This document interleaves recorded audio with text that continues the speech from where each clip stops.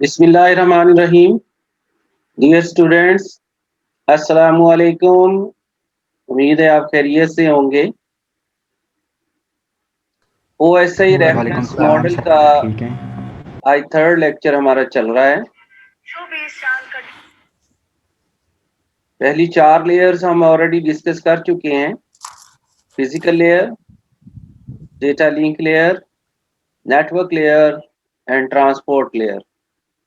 Today we are going to start layer number 5, that is called session layer. Session layer is responsible for dialogue control and synchronization. Okay, if you have any problem, you may discuss with me before starting this lecture. Yes sir. The main purpose of session layer, it establish a link, it maintains a link and terminates it. इसने क्या करना होता है, आपका जो link है, आपका जो सेशन है, उसको इसने एस्टैब्लिश करना है, उसको मेंटेन रखना है और फिर उसको इसने टर्मिनेट करना. Okay. The session layer defines how to start, control and end conversation, that is called session, between different applications. This includes the control and management of multiple bidirectional messages using dialogue control. It also synchronizes dialogue between two host presentation layers and message layer data exchange.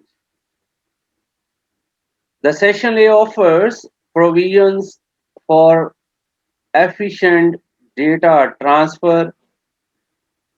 For example, SQL Structured Query Language, ASP Apple Talk Session Protocols. These are the different examples of session layer. On the session layer, different sessions are established. Section IDs are attached with different applications. As you open number of tabs, each tab has its own data. You never seen the data mingles between different tabs. It never happens. Is it? कभी भी ऐसा नहीं हुआ कि आपने एक से ज्यादा टैब खोले हैं और उनका डेटा आपस में मिक्सअप होके आ जाए. जिस टैब के अंदर जो चीज आप ओपन करते हैं वही चीज जो है वो आपकी वहां पे नजर आती है.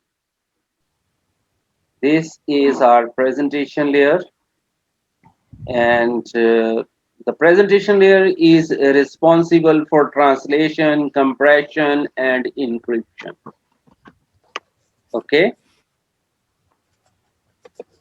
The presentation layer ensures that the information that application layer of one system sends out is readable by the application layer of another system.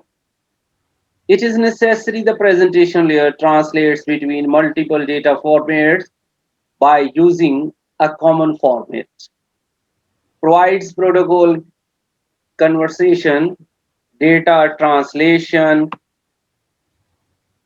character set conversion, the interpretation of graphics command, encryption and compression of data such as JPEG, MPEG, ASCII, EBCDIC, or HTML. Then there is layer number 7, that is called application layer. It provides the user interface and all user deals with the application layer. Application layer is responsible for providing service to the user. The application layer is the OSI layer that is closest to the user. It provides network services to the user's applications. It differs from other layers in that it does not provide services to any other OSI layer, but rather only to application outside the OSI model. Examples of such applications are spreadsheets, programs, word processing programs, and back terminal programs. The application layer establishes the availability of intended communication partners, synchronizes and establishes agreement on procedures for recovery and control of data integrity. Network virtual terminals, file transfer, access and management, mail services, directory services, and so on. Okay. Now let's try to summarize all these 7 OSI layers one by one. Now let's start from the 7th layer. We have already read from layer number 1 to 7. Now we will try to summarize from layer 7 to 1, one by one. Okay, clear all of you? If you feel any kind of problem regarding these 7 layers, you may ask any kind of question regarding this model. Okay, now let's start one by one. Desktop applications such as Word, is it? Excel,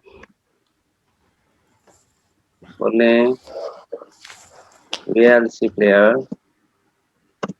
media player, in short, you can say media player, photo viewer, is it? बोलें Yes, sir.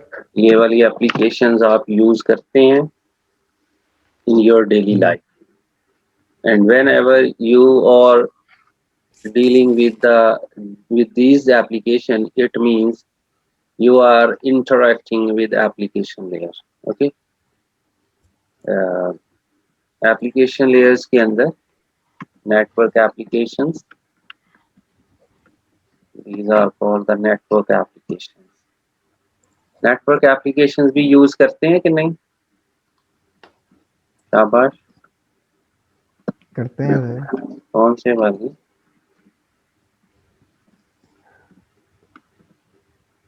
करते हैं जी sir, एक ये अभी आपने जो करवाई है हमें, क्या है?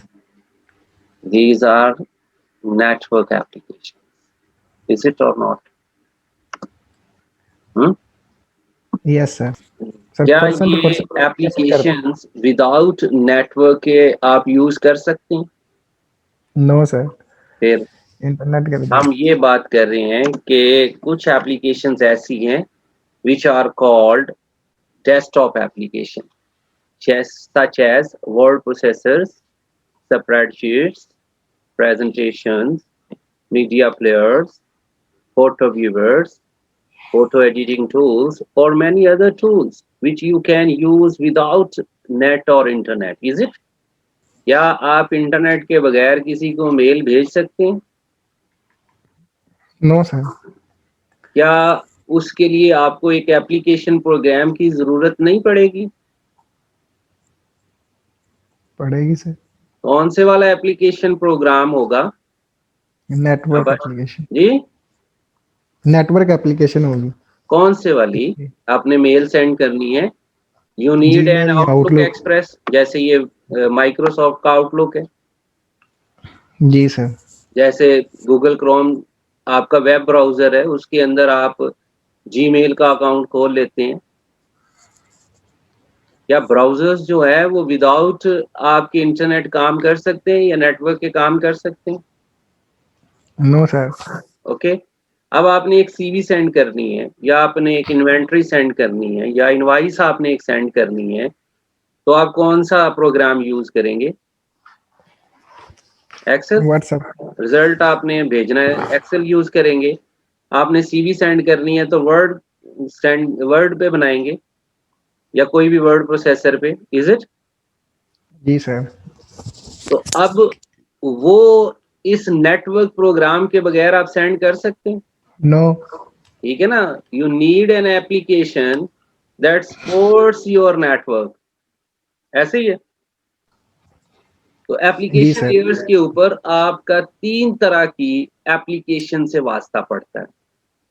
एक आपकी नेटवर्क एप्लीकेशंस है, दूसरी आपकी डेस्कटॉप एप्लीकेशंस है, और तीसरी इंटरनेटवर्क एप्लीकेशंस हैं, जो नेटवर्क की आपस की कम्युनिकेशन को चेक करने के लिए यूज करते हैं। जैसे आपने CMD यूज करते हैं, तो CMD में अगर आपने पिंग करना है, एक यूटिलिटी आप यूज करते हैं, या यूजर नेम आपने चेंज करना है, पासवर्ड चेंज करना है, then you need an internetwork application, is it? जी sir.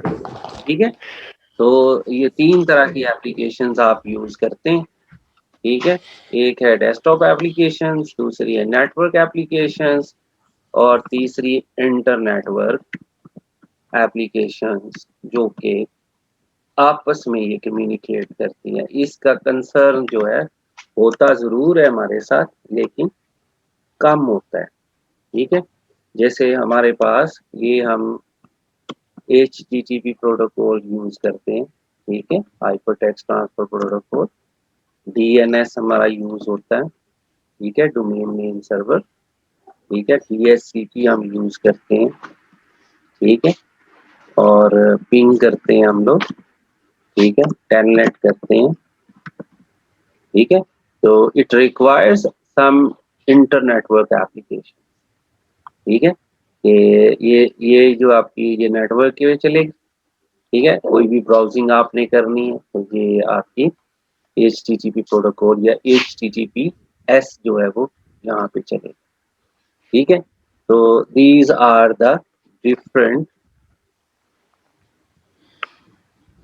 Network layer, application layer, protocols and application. Clear all of you? बात समझ आ गई? जब भी किसी एप्लीकेशन से रिगार्डिंग आप बात करेंगे, तो इसका मतलब है you are dealing with the application layer, knowingly और अननोइंगली।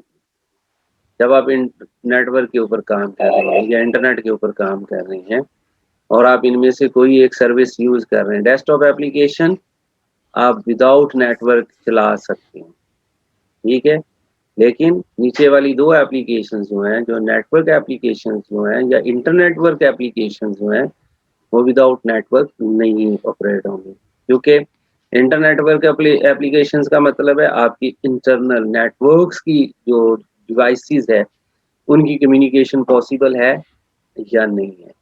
ठीक है, अगर आप इंटरनेट के साथ कम्युनिकेट करना चाह रहे हैं तो फिर ब्राउजर्स चाहिए, आपको स्काइप चाहिए, व्हाट्सएप चाहिए, आउटलुक चाहिए, so many things are there.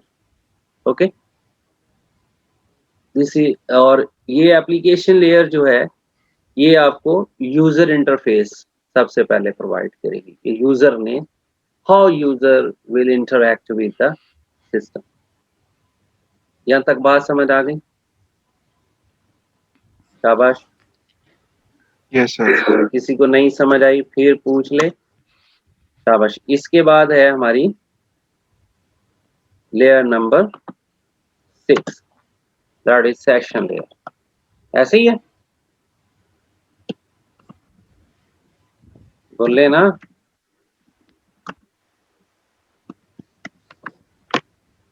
Presentation layer नहीं सर? लिखा क्या हुआ है? लिखा नजर आ रहा है? यस सर, लिखा मैं तो क्या शायद सोए प्रेजेंटेशन। हुए हैं अभी तक आप? No sir. मुझे तो ऐसे ही लग रहा है। मैंने सेशन लेयर बोला है, कोई रिस्पॉन्स ही नहीं आया।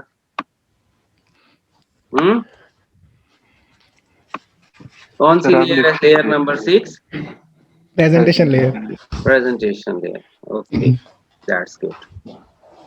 और प्रेजेंटेशन लेयर जो है, इसके ऊपर कौन कौन से काम हम करते हैं? ठीक है, प्रेजेंटेशन लेयर के ऊपर हम कौन कौन से काम करते हैं? जी जनाब, शाबाश। अभी हमने डिस्कस भी किया है, दोबारा से कर लेते हैं। बोले शाबाश। सबसे पहला सर, काम बड़ा यहाँ पे इनकोडिंग होती है। क्या होती है? इनकोडिंग होती है। ठीक है, जब आप डाटा को सेंड करते हैं तो इनकोड करके डाटा सेंड करते हैं। क्या करके डाटा सेंड करते हैं? इनकोड करके। यानी कि ये डिफरेंट कोडिंग स्कीम्स के अंदर डेटा आपका कन्वर्ट करता है। ठीक है, और जब आप रिसीव करते हैं तो क्या करता है? ये डिकोडिंग। डिकोडिंग करता है, यानी कि उसको दोबारा से उस एप्लीकेशन के अंदर कन्वर्ट कर देता है। एप्लीकेशन से डेटा आपके पास आया, उसने जब आपने एक फाइल क्रिएट की, चाहे वो आपने वर्ड की फाइल बनाई, एक्सेल की फाइल बनाई, तो या सिंपली आपने ईमेल करनी है, तो आप वो ईमेल जो है वो सिस्टम उसको रिकॉग्नाइज नहीं करता, उसको अंडरस्टैंड नहीं करता। सिस्टम क्या करेगा? उसको उसकी कोडिंग स्कीम के अंदर कन्वर्ट कर दे। जो भी कोडिंग स्कीम आपका सिस्टम फॉलो कर रहा होगा, उस कोडिंग स्कीम से रेलेवेंट उस कोड को, उस एप्लीकेशन प्रोग्राम को उस कोड के अंदर कन्वर्ट कर देगा। बात फॉलो कर रहे हो? जी सर। जब आप रिसीव करेंगे तो वो जो प्रेजेंटेशन लेयर है, वो जो कोड उसने रिसीव किया होगा, वो जब एप्लीकेशन लेयर पे पहुंचेगा तो वो उस पर्टिकुलर एप्लीकेशन के अंदर कन्वर्ट हो जाएगा।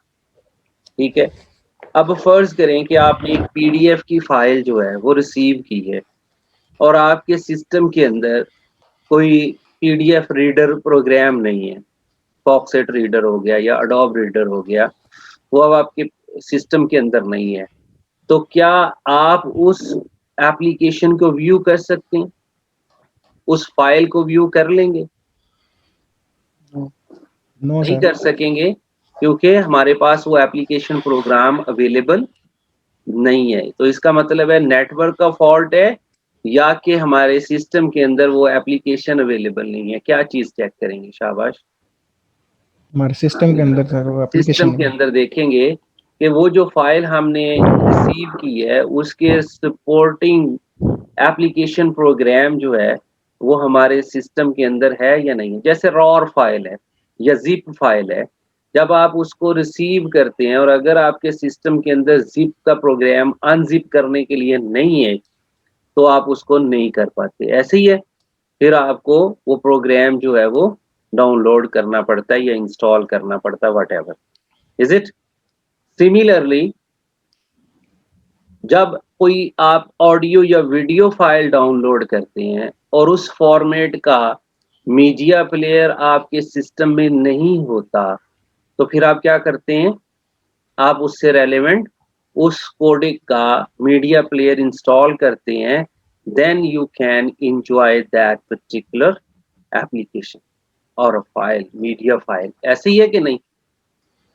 जी सर। समझ आ गई है? तो प्रेजेंटेशन लेयर एक्चुअल में क्या करती है? जब डेटा सेंड करती है तो इनकोडिंग करती है, जब डेटा रिसीव करती है तो डिकोडिंग करती है। क्लियर हो गई बात? यहां तक किसी को नहीं समझ आई? दोबारा पूछ। आज ये मैं इसको रिवाइज कर रहा हूँ। ये जो 2-3 पिछले लेक्चर्स के अंदर हमने ये ओएसआई रेफरेंस मॉडल स्टार्ट किया था, आज सातों की सातों लेयर्स को मैं समराइज करूंगा एक स्टोरी टेलिंग व्यू से, ताकि आप इसको अच्छी तरह से मेमोराइज कर सकें। ठीक है, उसको मैं उस तरीके से टेक्निकली ज्यादा जो है वो उसको एलेबोरेट नहीं करूंगा कि आपको लगे कि ये पता नहीं क्या। इसको इंटरेस्टिंग बना के just like a story that picturise in your inside, तो ये लगे कि जनाब ये हमारी आंखों के सामने मैं इसको चला रहा हूँ, मुझे पता चल रहा है कि ये किस तरीके से एक ईमेल जो है उसको मैं सेंड करके देख रहा हूँ। ठीक है ना? अब आपने देखना है कि हमने एक ईमेल सेंड कर दी, तो हम कौन कौन से फेजेस से गुजर कर वो ईमेल जो है वो सेंड करते हैं, फिर उसको रिसीव भी करेंगे। ठीक है, अब हमने क्या करना है? एक हमने सीवी सेंड करनी, लेट्स सपोज।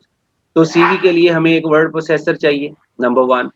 नंबर 2 हमें ब्राउजर चाहिए जिसमें जीमेल या कोई भी ईमेल सेंडिंग की सर्विस अवेलेबल हो, ठीक है। तो उसको हम ऐसे कर लेते हैं कि जीमेल का अकाउंट हम खोल लेते हैं। Clear all of you?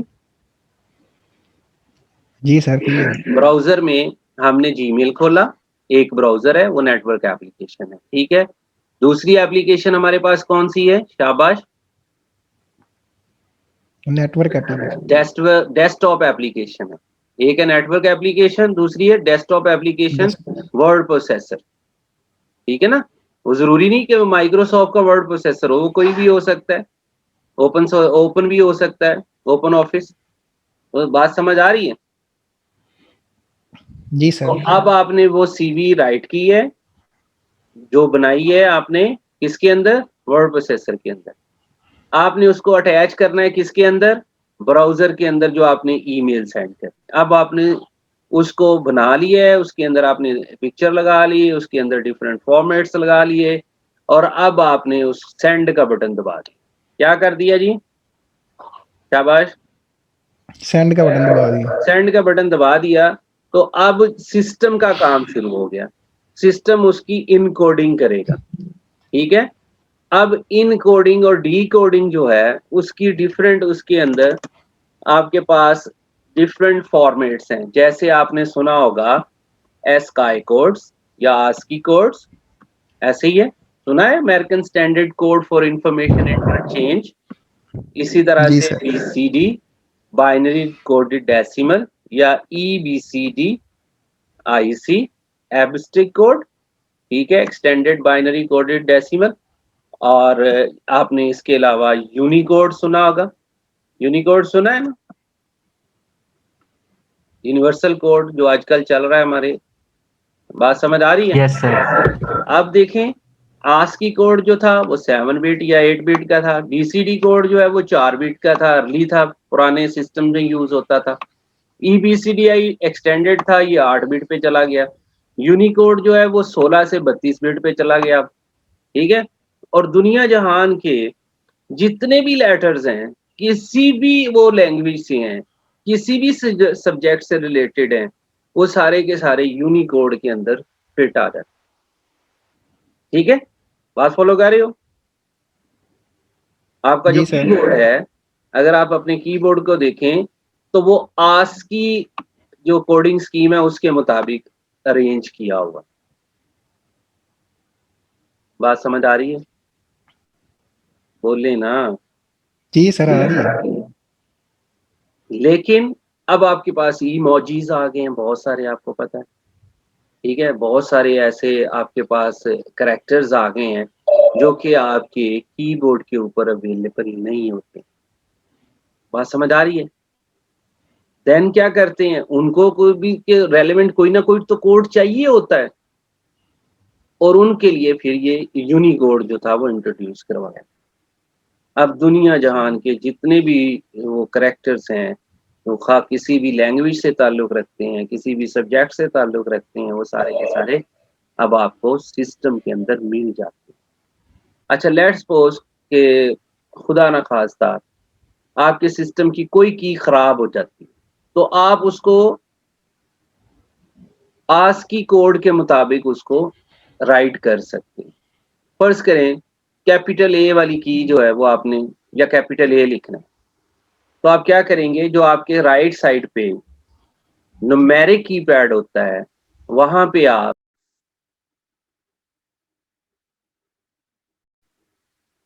Okay, हम बात कर रहे थे कि अगर आपके कीबोर्ड की खुदा न खास्ता कोई की खराब हो गई है और आप उसको लिखना चाह रहे हैं या टाइप करना चाह रहे हैं, तो आप आल्ट की के साथ उसको आप लिख सकते हैं न्यूमेरिक कीपैड से। जैसे आपको अगर कोड्स याद हैं, कोड नहीं भी याद तो आप इंटरनेट से जाके वो सारे कोड्स जो हैं वो देख सकते हैं, ठीक है। अब आप देखें कि जैसे कैपिटल ए है तो आप उसका कोड जो है वो 65 है, आल्ट 65 प्रेस करेंगे तो ये देखिए मैंने कीबोर्ड से इसको आल्ट 65 प्रेस किया तो उसने कैपिटल ए। इसी तरह से अगर मैंने स्मॉल ए लिखना है और मैं ये लिखूंगा 97, ऑल्ट 97, तो ये ऑटोमेटिकली मुझे जो है वो स्मॉल ए लिख के देते हैं। ठीक है, बात समझ आ रही है। इसी तरह ऑल्ट के साथ ये जैसे मैंने 1 लिखा है तो ये 1 जो है ये इस कैरेक्टर को शो करता है। आप भी लिख के ट्राई कर सकते हैं। ये मैंने 2 लिखा है तो 2 से ये आपकी शक्ल देखें ज़रा, और इसी तरह से ये ऑल्ट 3 है तो आपको ये नज़र आएगा। तो ये कैरेक्टर आप कीबोर्ड से नहीं आप इसको बना सकते, लेकिन ये अब आपके ऑल्ट और न्यूमेरिक कीपैड की मदद से ये कोड्स आप लिख सकते हैं। ट्राई करें ज़रा। ठीक है, सिस्टम ऑन है। इसको आप कोई भी, ये मैंने वर्ड में लिखे हैं, आप कोई भी प्रोग्राम ओपन करके उसके अंदर ये काम कर सकते। ओके होगी बात? शाबाश, ओके सर। समझ आई बात की?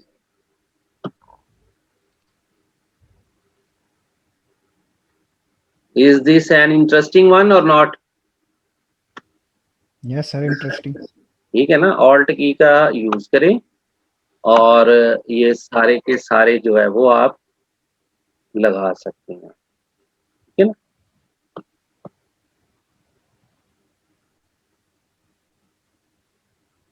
जी शाबाश, ओके। अच्छा जी, ये क्या काम हो गए प्रेजेंटेशन लेयर पे? शाबाश, कितने काम हो गए? बोले, 2 काम सर, इनकोडिंग ये डिकोडिंग हो काम गई। किया उसने। जब सेंड करना है तो क्या करना है? इनकोडिंग। इनकोडिंग करनी। जब रिसीव करना है तो क्या करना है? डिकोडिंग। डिकोडिंग करनी। शाबाश। अब जब आप डेटे को सेंड करते हैं तो आपकी कोशिश होती है कि आपका डेटा जो है वो कोई और पढ़ ना सके।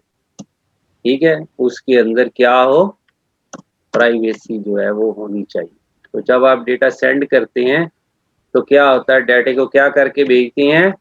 इनक्रिप्ट करके भेजते हैं, छुपा के भेजते हैं। तो ये सिस्टम ऑटोमेटिकली इंक्रिप्शन की जितनी भी स्कीम्स होती हैं वो इसके ऊपर जो आपके सिस्टम में होती है उसके ऊपर अप्लाई करके सेंड कर देता है। और जब रिसीव करता है तो उसको डिक्रिप्ट कर देता है, यानी डिक्रिप्शन होता है। Clear all of you? 2 काम हो गए। इंक्रिप्शन काम किसका है, डिक्रिप्शन किसका है, एंड इनकोडिंग किसका है, डिकोडिंग किसका है? शाबाश, प्रेजेंटेशन लेयर के ऊपर। अब ये कहानी आपको समझ आ रही है कि ये हम एक ईमेल लिखने जा रहे थे, हमने एक ईमेल सेंड करनी है। ईमेल के लिए हमें एक वेब ब्राउज़र और एक हमें वर्ड प्रोसेसर प्रोग्राम की ज़रूरत पड़ी। ईमेल जो है वो हमने वर्ड प्रोसेसर में टाइप की, सॉरी सीवी उसमें टाइप की। ईमेल जो है वो हमने वो जो ईमेल वाला प्रोग्राम था उसके अंदर की, दोनों को हमने अटैच किया। जैसे ही सेंड बटन दबाया तो उसने ये काम शुरू कर दिया सिस्टम ने। विद इन नो टाइम ये काम शुरू हो जाता है, इनकोडिंग, डिकोडिंग, इंक्रिप्शन, डिक्रिप्शन। तीसरा काम, आपकी कोशिश होती है कि डेटा जो है वो ज़्यादा से ज़्यादा जो है वो चला जाए। यानी डेटे को जब आपने सेंड करना है तो आप डेटे को क्या करके भेजते हैं? शाबाश, कंप्रेस करके भेजते हैं। यानी कंप्रेशन जो है वो किसने करनी है? प्रेजेंटेशन लेयर में। Presentation layer. और डीकम्प्रेस किसने करना है? वो भी इसी ने करना है। कब करना है? जब डेटा रिसीव होगा। सेंडिंग पे और रिसीविंग पे इनका जो आपको एटीट्यूड है वो नजर आ रहा है, वर्किंग नजर आ रही है, बिहेवियर नजर आ रहा है ना? Yes sir. कि जब आपने डेटा सेंड करना है तो उसी लेयर ने क्या करना है, जब उसने रिसीव करना है तो उसका रोल क्या है। जब वो सिस्टम आप सेंडर है तो क्या करेगा, जब आप रिसीवर हैं तो क्या करेगा। एक वक्त में आप सेंडर होते हैं और उसी मोमेंट में आप रिसीवर भी होते हैं। इज इट और नॉट? Yes sir. ये देखें ना, जब आप मुझे रिस्पॉन्ड करते हैं तो मैं लिसनर होता हूँ। जब आप लेक्चर सुन रहे हैं तो इसका मतलब है यू आर लिसनर और receiver. Is it? Yes sir. तो जब आप जवाब देते हैं तो यू आर क्या है? सेंडर है। सेंडर। और मैं खामोशी से आपकी बात सुनता हूँ। जब मैं बोलता हूँ तो आप खामोशी से सुनते हैं। Is it? यस। तो ये इसी तरह से है, प्रेजेंटेशन लेयर के ऊपर इनकोडिंग होती है, डिकोडिंग होती है, इंक्रिप्शन होती है, डिक्रिप्शन होती है, कंप्रेशन होती है। अब जैसे डिफरेंट आपकी फाइल्स हैं, फाइल के अंदर दो चीजें होती हैं, आपको पता है, एक फाइल का नेम होता है और दूसरी उसकी फाइल की टाइप होती है। कोई भी फाइल, लेट्स सपोज ABC एक फाइल है, इसके बाद आप डॉट लगाते हैं, क्या लगाते हैं? डॉट। अगर तो ये डॉट के बाद DOC है तो इसका मतलब है कि ये वर्ड की फाइल है, ऐसे ही है। Yes, sir. अगर आपने ABC डॉट आपने DOCX लिख दिया तो इसका मतलब क्या है कि वर्ड 2000 से ऑनवर्ड फॉर्मेट की फाइल है, ठीक है। डॉक फाइल 2003 तक और DOCX फाइल जो है वो आगे 2007 से ऑनवर्ड जो भी ऑफिस है उसके अंदर इसकी ये फॉर्मेट है, ऐसे ही है। Yes, sir. क्या ये दोनों फाइल्स एक ही लोकेशन पे स्टोर हो सकती हैं? पता नहीं। हो सकती हैं, हो क्योंकि दोनों की टाइप डिफरेंट है, दोनों की टाइप बोले डिफरेंट। ना। तो एक घर में रहने वाले दो भाइयों के नाम सेम हो सकते हैं? Yes, sir. माशाल्लाह, ਤੁਹਾਡੇ ਦੋਵਾਂ ਭਰਾਵਾਂ ਦਾ सेम ही नाम है? सर जी, मीर हमजा और हमजा तारिक दो अलग-अलग नाम। तो मैं भी तो यही कह रहा हूँ, एक नाम के दो सर भाई जी, नहीं नाम तो एक ही है ना, फर्स्ट नेम हमजा। ओ यार खुदा का खौफ खाओ।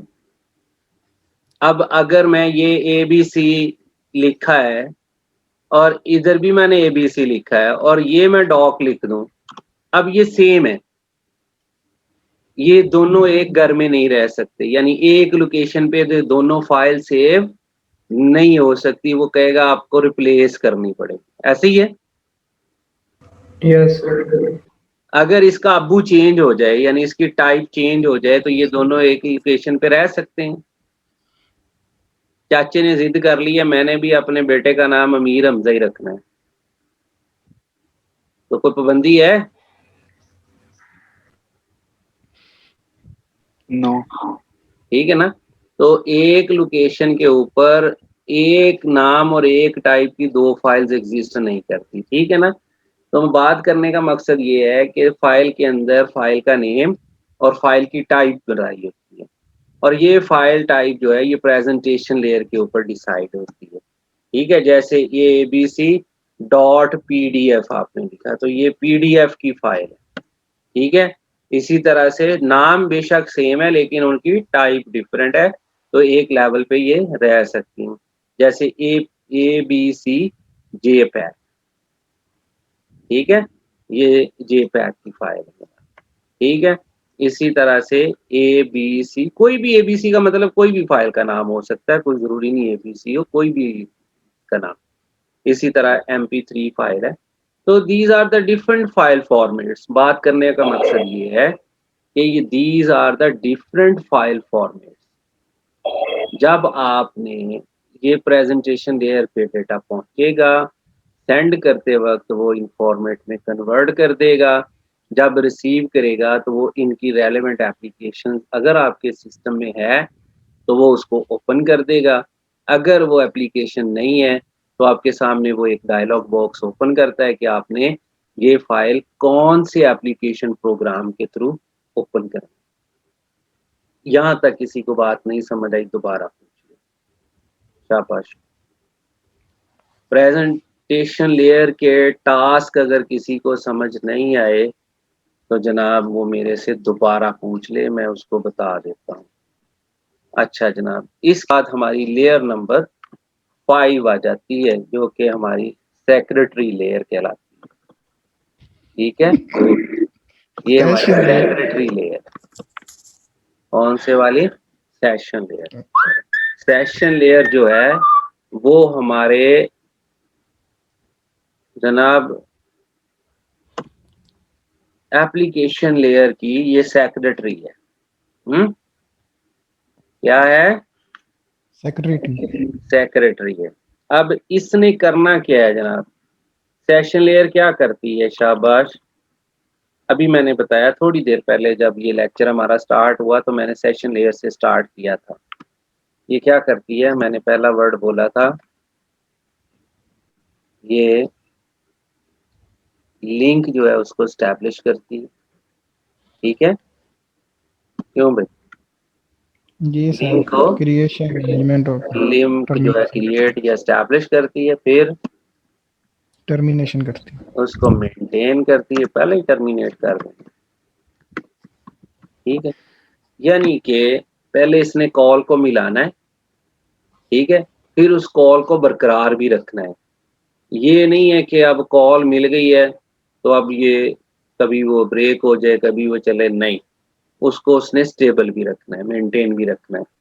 अब कॉल जब आपने बात फिनिश कर ली है, सेशन आपका, उसने टर्मिनेट नहीं करना। ये नहीं है कि आपकी कॉल कटे ही ना और सारे का सारा बैलेंस आपका ख़त्म हो जाए, फिर जो है वो कॉल आपकी ख़त्म हो, ऐसे नहीं होता। कैसे ही होता है? शाबाश।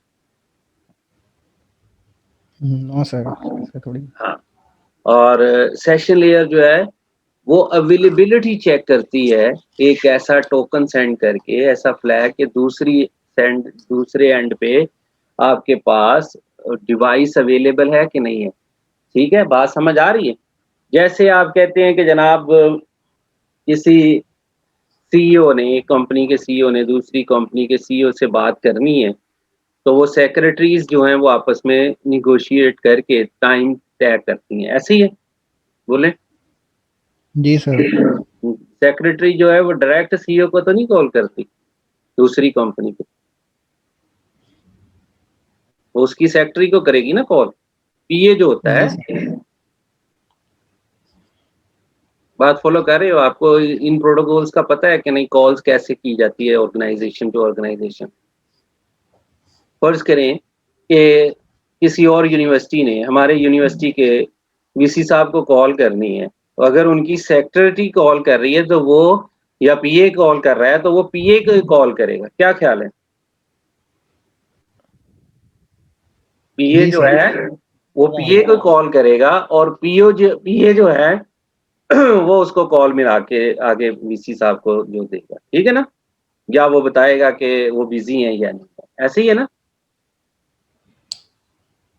जी सर। अच्छा, अगर कोई भी, अगर वीसी है या कोई भी जो एक्सीलेंसी है, वो बगैर अपॉइंटमेंट के, लेट्स सपोज कि एक इस्लामाबाद से डेलीगेशन ने आना है और लाहौर उसने आ गया, और वो वीसी साहब से मिलना था और बगैर उन्होंने टाइम लिए या पता किए वो आ गए, और वीसी साहब जो थे वो यूनिवर्सिटी में अवेलेबल नहीं थे या आउट ऑफ सिटी थे, तो क्या होगा? वो जो बंदा आया होगा, जो सीईओ आया होगा, या वो डेलीगेशन या वो अथॉरिटीज आई होंगी, उनको उनकी क्या लॉसेस होंगे? शाबाश। टाइम का लॉस होगा सर, ट्रैवलिंग हाँ, जो उन्होंने टाइम की है लॉस सर। होगा, रिसोर्सेज ज़ाया हो जाएंगे। क्या होगा? रिसोर्सेज ज़ाया हो जाएंगे। रिसोर्सेज ज़ाया होंगे, यानी कि एक तो टाइम ज़ाया हुआ वहां से यहाँ तक आने का, फिर जो फ्यूल का खर्चा हुआ, जो गाड़ी का खर्चा हुआ, जो ट्रांसपोर्टेशन पे लगा, वो सारी चीजें जो हैं वो क्या हो गई? वेस्ट हो ज़ाया हो गई। गई। ऐसे ही है ना? और खुदा ना खास्ता रास्ते में कोई और डैमेज हो जाता, कोई एक्सीडेंट हो जाता, तो ज्यादा डैमेज होता। बोले। Yes sir. इसी तरह से आपके सिस्टम के अंदर भी ये मैकेनिज्म पाया जाता है। ठीक है, ये चेक करता है कि भाई दूसरे एंड पे रिसीवर जो है वो अवेलेबल है या नहीं है। अगर रिसीवर अवेलेबल है तो डाटा सेंड किया जाता है, नहीं तो आपको मैसेज कर दिया जाता है कि सर्वर नॉट अवेलेबल। क्या ख्याल है? आता है मैसेज? जी सर। या डाटा सेंड कर दिया जाता है, चल भी, जान छुट्टी। ठीक है ना? अगर दूसरे एंड पे रिसीवर अवेलेबल है, जैसे आप कहेंगे सर वो तो मेरा फोन बंद था, तो वो मैंने मैसेज किया तो वो उसने तो मुझे कुछ भी नहीं कहा।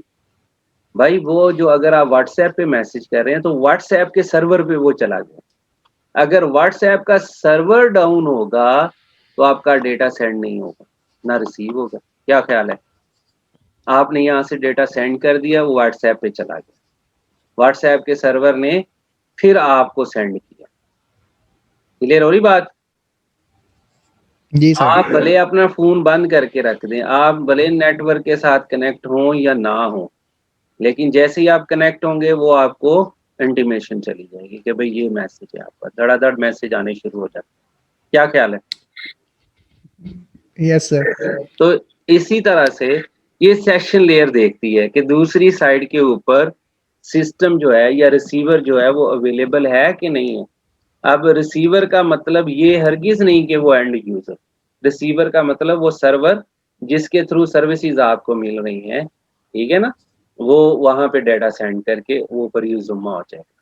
पर जैसे ही आप सिस्टम ऑन करते हैं तो वो आपको वो मिल जाती है, क्योंकि वो सर्वर से इनिशिएट हुई होती है। अगर जीमेल आपको आ रही है तो जीमेल अगर गूगल का सर्वर डाउन है तो ईमेल आप रिसीव ही नहीं कर सकते, ओपन ही नहीं कर सकते। ऐसे है ना? जी सर। शाबाश। तो अब इसको आपने इस तरीके से अंडरस्टैंड करना है कि सेशन लेयर क्या करती है। सेशन लेयर फिर ये करती है कि हर एक के साथ सेशन आईडीज जो है वो लगा दे। क्या करती है? हर एक के सेशन आईडी साथ, लगा देती है। हर एक के साथ सेशन आईडीज लगा दे। बात फॉलो कर रहे हो? जी सर। कैसे होता है कि अब आपने मुख्तलिफ टैब्स ओपन किए हैं, जैसे मैंने शुरू में बताया था, गूगल क्रोम के अंदर या फायरफॉक्स के अंदर डिफरेंट टैब्स खोलें। कभी ये नहीं हुआ कि आपका डाटा मिक्सअप होके आ जाए। अगर आपने यूट्यूब की एक से ज़्यादा एप्लीकेशन खोली है, ये नहीं है कि डाटा उसमें मिक्स होके आ जाए। आधी वीडियो कोई चल रही है, आधी वीडियो कोई चल रही, थोड़ी सी और चल रही, थोड़ी सी और चल रही, ऐसे तो नहीं होता। No sir. हर सेशन का, हर टैब का डेटा जो है, जो जैसे आपने एक्सेस करने की कोशिश की है वो वैसे ही आपको रिसीव होता है। ऐसे ही है? जी सर। Yes sir. तो वो सेशन आईडीज होते हैं जिनकी बदौलत वो डेटा आपको एक्सेस होता है। ठीक है, बात समझ आ गई? जी सर। सेशन लेयर का काम समझ आया कि ये क्या करेगा? आपका लिंक जो है उसको स्टैब्लिश करेगा, मेंटेन रखेगा और फिर उसको टर्मिनेट करेगा। दूसरे एंड पे कोई ऐसा मैकेनिज्म है, जैसे आपने सड़क पार करनी है, आप डायरेक्ट गाड़ी सड़क पे नहीं ले आते, आप पहले क्या करते हैं? दाएं बाएं चेक करते हैं। ऐसे ही है ना? जैसे मैंने सेक्रेटरी अभी एग्जांपल दी, तो आप फोन कॉल करके चेक कर सकते हैं कि बंदा अवेलेबल है कि नहीं है। क्यों भाई? जी उससे सर। आपके रिसोर्सेज कम यूज होंगे ना, और डेटा सारा तो नहीं डैमेज तो नहीं होगा, रिसोर्सेज कम से कम जाया होंगे ना। Yes sir. शाबाश। तो ये सेशन आईडीज हो गए। फिर आपने ट्रांसमिशन मोड यहाँ पे तय होती है। क्या तय होता है? शाबाश। Transmission mode. ट्रांसमिशन मोड क्या होते हैं? शाबाश। ट्रांसमिशन मोड्स वो भी यहाँ पे डिसाइड होते हैं। वो कौन से होते हैं? शाबाश। कि आपका ट्रांसमिशन जो है वो सिंप्लेक्स है,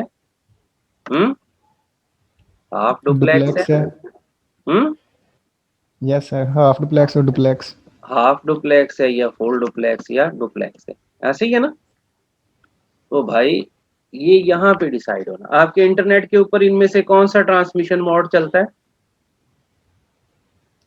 फुल डुप्लेक्स। हाफ डुप्लेक्स चलता है। ठीक है, इंटरनेट के ऊपर हाफ डुप्लेक्स चल रहा होता है। वो इस तरह से कि जब आप गूगल में क्यूरी लिखते हैं तो क्यूरी सेंड होती है, ये नहीं होता कि उसी वक्त जवाब आना शुरू हो जाता है। जब आप क्यूरी सेंड करते हैं तो फिर डेटा आपको डाउनलोड होना शुरू होता है। ऐसे ही है ना? बोले। जी सर। अब आपने कॉल, जैसे हम लोग बातचीत कर रहे हैं तो ये फुल डुप्लेक्स है, मैं अपनी भी बात कर रहा हूँ, आपकी भी सुन रहा हूँ। जैसे फोन पे आप कॉल करते हैं, अगले की सुने ना सुने अपनी जरूर सुनाए जाते हैं। आप क्या ख्याल है? जी बात सर। समझ आ रही है ना? तो ये फुल डुप्लेक्स होता है। सिंप्लेक्स जैसे आपका रेडियो है, टेलीविजन है, ये सिंप्लेक्स है कि डेटा सिर्फ आप रिसीव कर सकते हैं। ठीक है ना? उसके अंदर एक ही क्वालिटी होगी, या रिसीविंग की होगी या सेंडिंग की होगी। हाफ डुप्लेक्स में ये दोनों क्वालिटीज होंगी, लेकिन एक वक्त में एक काम कर सकता है। जैसे वॉकी टॉकी आपने सुना है, ठीक है? जैसे 4G का वायरलेस का सिस्टम होता है, जब वो अपनी बात खत्म हो जाती है तो वो कहते हैं ओवर। ठीक है, अगर वो दोनों बात करें तो वो आपस में उनके सिग्नल जो है वो डिस्टॉर्टेड हो जाते हैं और वो बात सही तरह से समझ नहीं आती।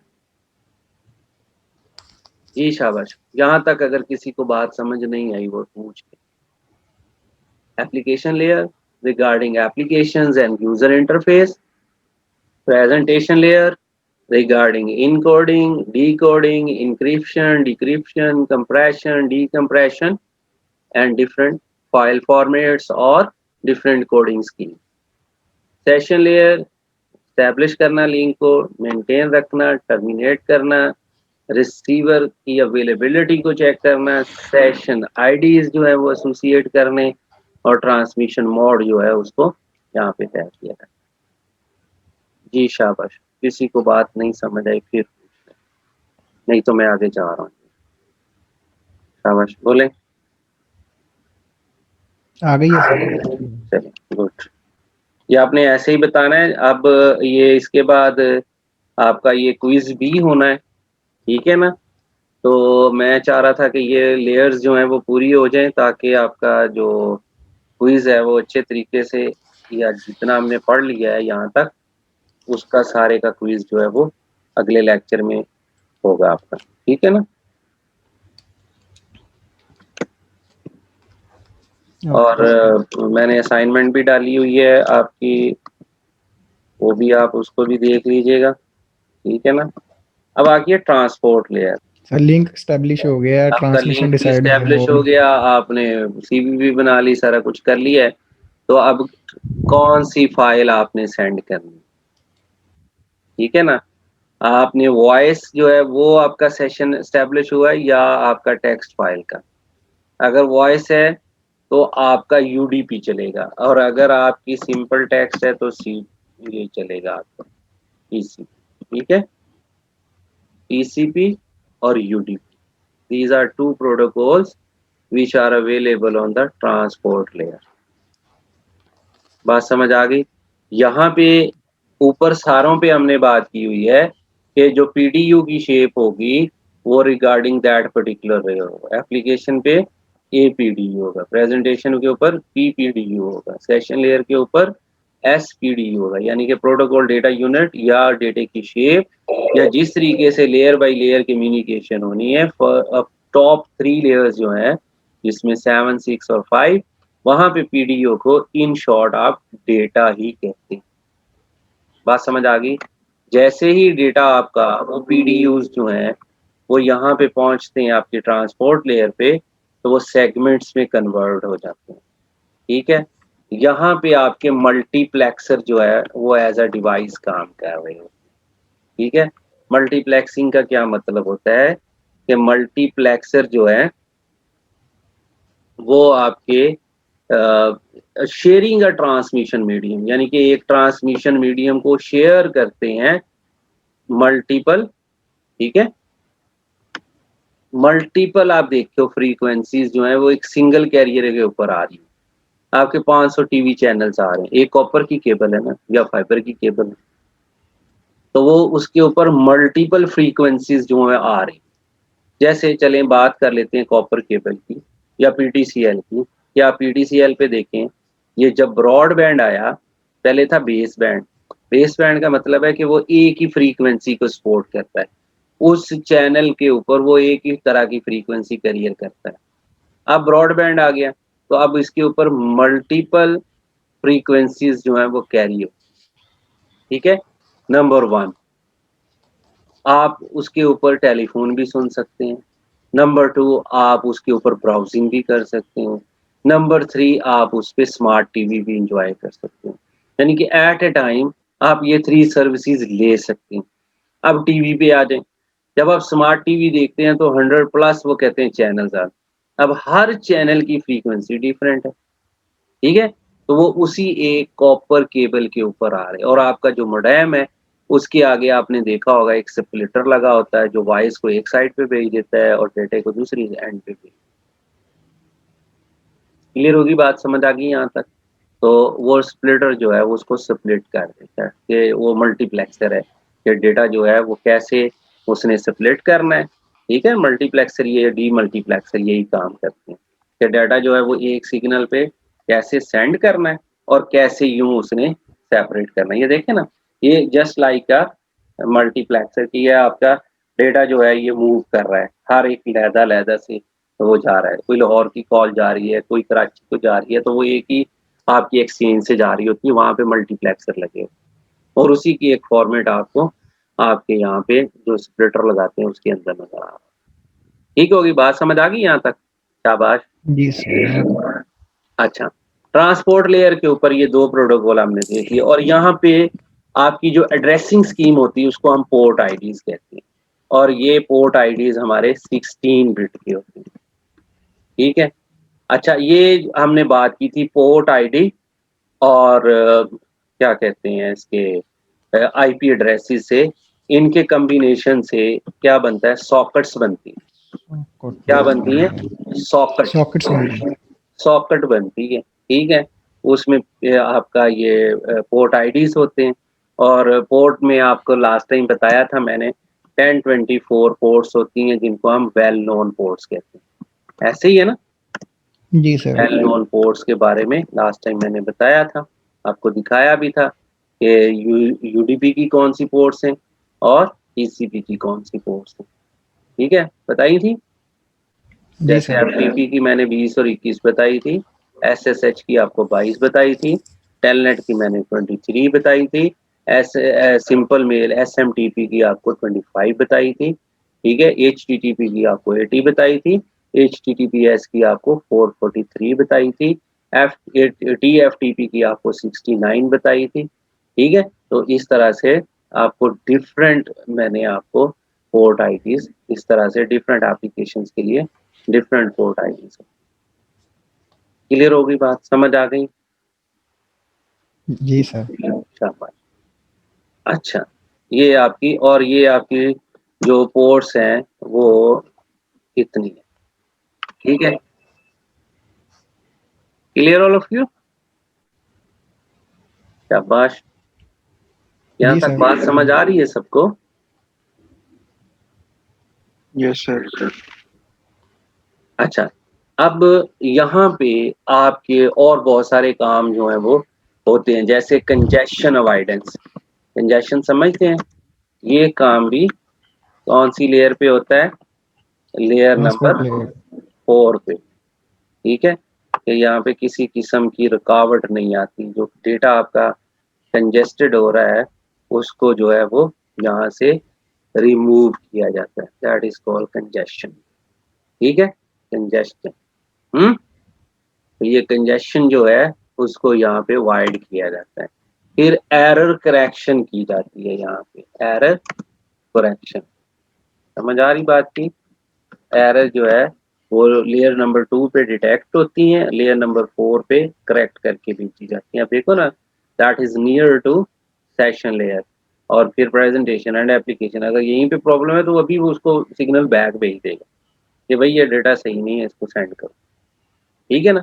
अगर फिर भी कोई फॉल्ट है तो वो नीचे लेयर नंबर 2 पे जाके पकड़ा जाएगा। ठीक है। अच्छा, फिर इसमें रिलायबल डिलीवरी होती है। ठीक है ना, रिलायबल होती है, रिलायबल डिलीवरी। फिर इसके अंदर फ्लो कंट्रोल होता है, रिसीविंग एंड को देख के फ्लो कंट्रोल किया जाता है, जैसे लास्ट टाइम आपको बताया था। तो these are the major task regarding transport layer. बात समझ आ गई? इसके अलावा एक एक चैप्टर जो है, ये पूरी 7 लेयर्स के ऊपर एक बुक लिखी हुई है।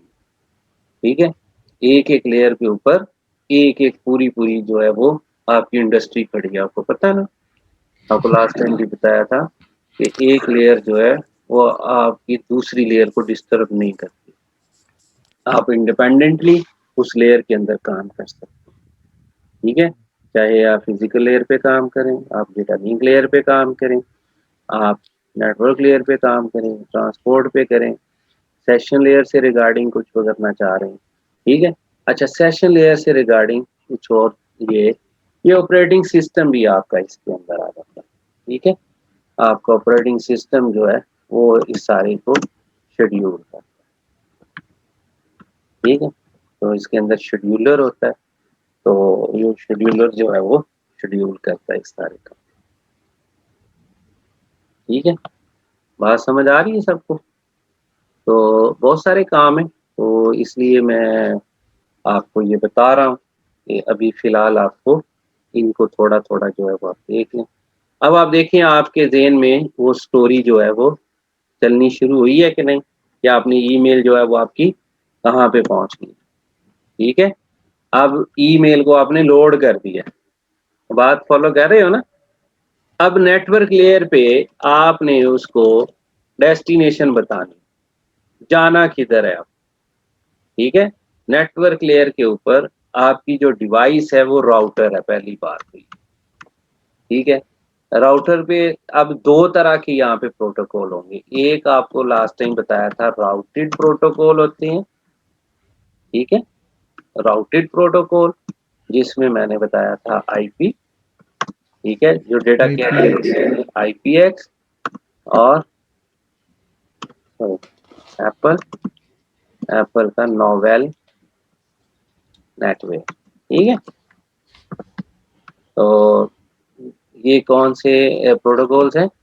ये राउटेड प्रोटोकॉल है और दूसरे राउटिंग प्रोटोकॉल थे जो कि पाथ फाइंडर, ठीक है?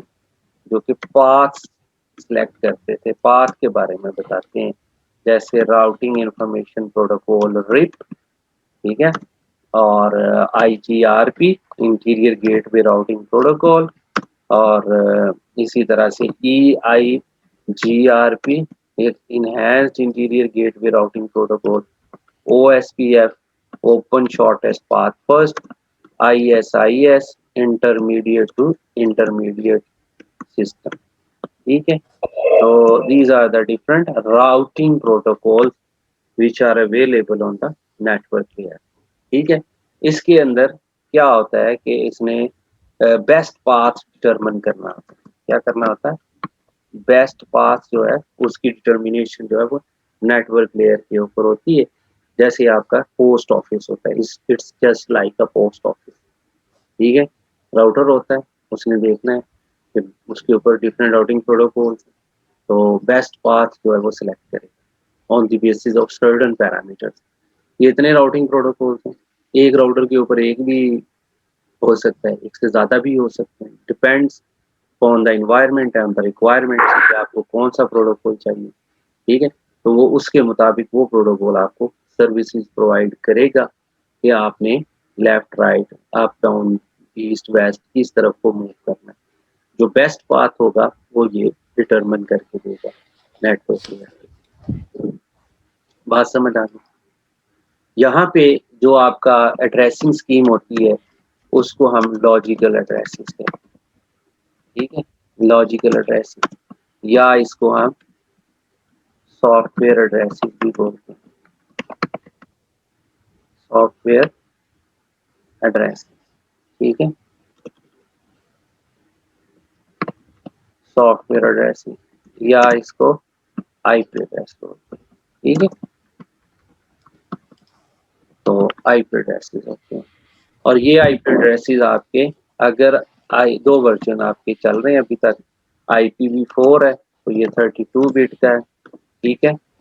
और अगर IPv6 है तो ये 128 बिट का है, ठीक है? तो बात समझ आ गई यहाँ तक?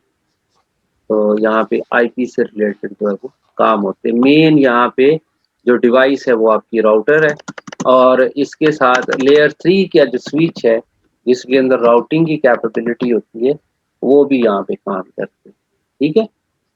क्लियर है? बात समझ आ गई? नेटवर्क लेयर के बारे में पता चल गया आपको? जी सर। शाबाश। अब देखें इसके बाद आपके पास सेकंड लेयर आ जाती है जो कि डेटा लिंक लेयर कहलाती है। कौन से वाली लेयर है? Data link layer. Data link. अब डेटा लिंक लेयर पे आके इसने डिसाइड करना है कि आपने लोकल एरिया नेटवर्क पे जाना है, ठीक है? यहाँ पे लैन डिसाइड होगा, यहाँ पे वैन डिसाइड होगा, यहाँ पे WLAN डिसाइड होगा। बात समझ आ रही है? कि लोकल एरिया नेटवर्क है, वाइड एरिया नेटवर्क है, WLAN है, वायरलेस लैन, ठीक है? वायरलेस लैन के अपने प्रोटोकॉल्स हैं, लैन के अपने प्रोटोकॉल्स हैं, वैन के अपने प्रोटोकॉल, ठीक है? क्लियर हो रही बात? समझ आ रही है? जैसे अब देखिए कि आपके पास जो लैन के प्रोटोकॉल्स हैं, ठीक है, लैन के कौन से प्रोटोकॉल हैं जनाब आपके पास, बोलो, है कोई प्रोटोकॉल?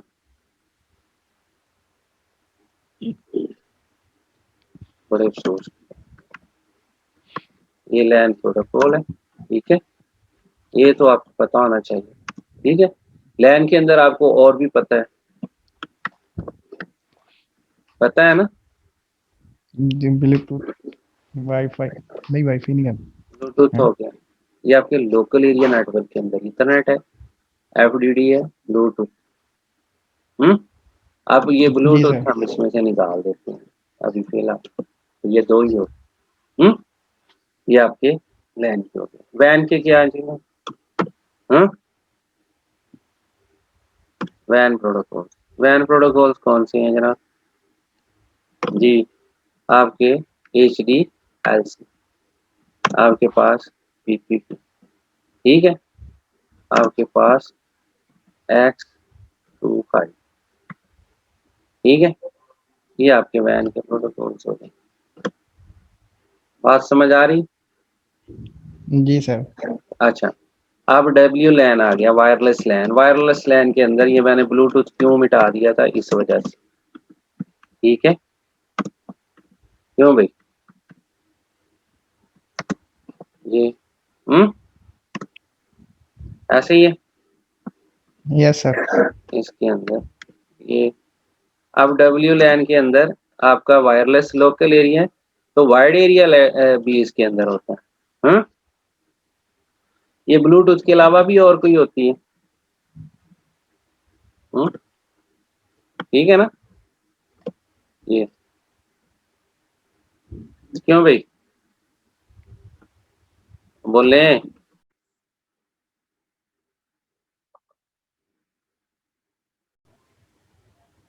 ओके, अब देखें कि जैसे हमने ये डब्ल्यू लैन पे चीज़ों को देखा है, प्रोटोकॉल देखे हैं, जैसे ब्लूटूथ, इंफ्रारेड या वाईफाई है, तो इसी तरह से वाइड एरिया नेटवर्क के ऊपर भी आपके पास जो है वो वाई मैक्स जो है वो अवेलेबल होता है, ठीक है। तो ये डेटा लिंक लेयर के ऊपर डिसाइड होता है। यहाँ पे फिर जो आपकी एड्रेसिंग स्कीम है और जो आपका डेटा है वो आपका फ्रेम्स की फॉर्म में होता है। अच्छा, यहाँ पे ऊपर हम एक भूल गए हैं कि यहाँ पे डेटा जो है वो पैकेट्स की फॉर्म, ठीक है ना, ये आपको पहले भी बताया हुआ है कि यहाँ पे डेटा जो है वो पैकेट्स की फॉर्म में, यहाँ पे डेटा जो है फ्रेम्स की फॉर्म में, ठीक होगी बात।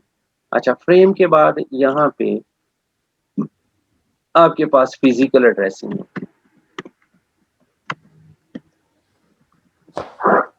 आपके पास फिजिकल एड्रेसिंग होती है, या इसको हम मैक एड्रेस कहते हैं, ठीक है।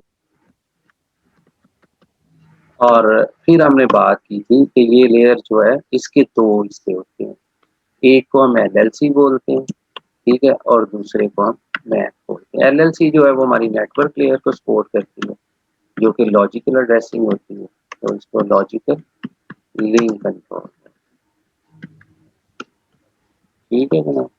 और ये जो मैक है ये आपकी नीचे मैक को जो है वो मीडिया को एक्सेस करती है, मीडिया एक्सेस कंट्रोल, यानी कि लोअर लेयर को सपोर्ट कर रही है कि कौन सा मीडियम आप यूज कर रहे हैं, वायर है, एयर है, या क्या। यहाँ पे आपका NIC नेटवर्क इंटरफेस कार्ड आपको बताया हुआ, ठीक है, यहाँ पे आपको स्विचेस बताए हुए हैं, स्विचेस के बाद यहाँ पे आपको ब्रिजेस बताए हुए हैं, ठीक है। तो ये डिवाइसेस जो है वो आपकी लेयर 2 के ऊपर काम कर रही है, ठीक होगी बात, समझ आ गई? इसको मजीद जो है वो मैंने एक बुक शेयर की है आपके साथ, बेरोज फेरोजन की, डेटा कम्युनिकेशन एंड नेटवर्क, उसको जरूर पढ़िएगा, वो आपके कोर्स का हिस्सा भी है, मजीद डिटेल जो है वो आप वहां से देखिएगा। अच्छा, इसके बाद आपके पास आ जाती है फिजिकल लेयर, ठीक है, इसके बाद आपके पास जनाब फिजिकल लेयर आ जाती है, जो कि लेयर नंबर 1 है। और लेयर नंबर 1 के ऊपर बहुत सारे काम जो है वो आपके होते हैं। ये लेयर नंबर 1, फिजिकल फिजिकल ठीक होगी बात। तो ये बात हमने अच्छी तरह यहाँ पे डिस्कस की हुई है। ये फिजिकल लेयर के ऊपर हम इलेक्ट्रिकल, मैकेनिकल, प्रोसीजरल, ठीक है, इलेक्ट्रिकल, मैकेनिकल, प्रोसीजरल